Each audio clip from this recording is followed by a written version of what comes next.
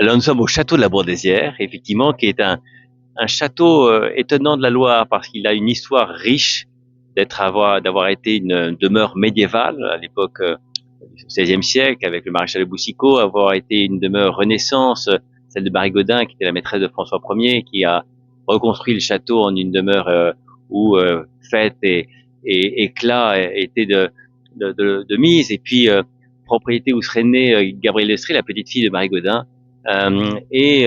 Tardivement, au 19e, ce château, après avoir été détruit par Choiseul, est reconstruit en une demeure néo-renaissance. Donc, une histoire riche, avec de nombreux propriétaires. Et moi, je suis celui qui a apporté une forme de modernité avec l'arrivée de sujets à la Bourdesière, que sont aussi bien les sujets de biodiversité avec le Conservatoire national de la tomate, le Conservatoire du dahlia, de micro-fermes avec l'agriculture alternative, et puis des sujets de pédagogie et d'éducation avec l'arrivée de la maison d'Hérol, qui est une maison sœur de cette Bourdesière. Et donc, dans ce château-hôtel, il y a la notion de lieu laboratoire au service de la connaissance, au service de l'éducation et au service de la compréhension. Donc, il y a un émerveillement parce qu'il y a une nature excessivement riche pour tous les publics, dans le parc, dans les jardins, mais il y a aussi cette notion, encore une fois, de pédagogie à travers des expositions, d'où cette exposition d'Hérol, leçon d'anatomie, son corps, son premier capital, qui est vraiment comment comprendre son corps pour mieux l'entretenir. Cette vieille carcasse qui nous emmène si loin, mais en même temps dont on a besoin de savoir les organes, les systèmes, comment ils fonctionnent, comment mieux les stimuler. Et en famille, avec les enfants, avec les parents, c'est vraiment un lieu une exposition qui place la compréhension du corps humain dans une perspective dans la nature, encore une fois, équilibrée, onctueuse, drôle et sous terre, sur terre, dans les airs. Cette exposition, elle est là pour émerveiller, pour rire, pour effectivement se dire, mais voilà, je comprends un peu plus pourquoi le corps est si important.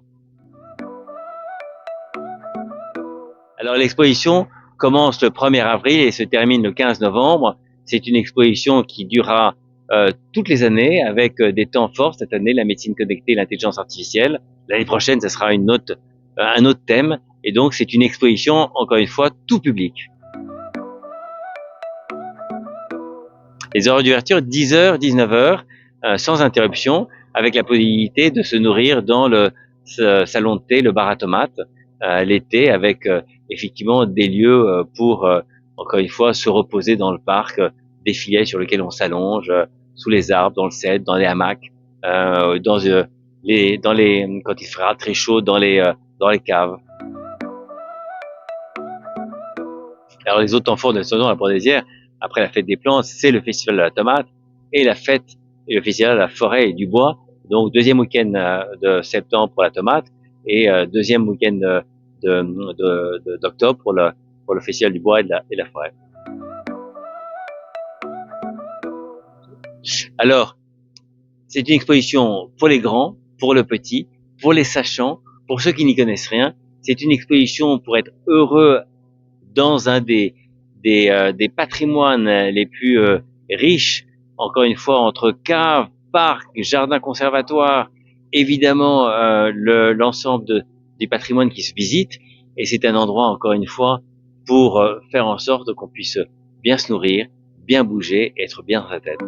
Dans les ruelles de la Touraine, sous les châteaux et les plaines, TV Touraine fait battre le cœur d'une région pleine de splendeur. Reportage, interview en lumière, histoire, talent qu'on éclaire. On raconte la vie, on partage les voix avec passion. TV Touraine est là pour toi. TV Touraine, d'angoisse aux étoiles, des histoires locales qui s'envolent et des voix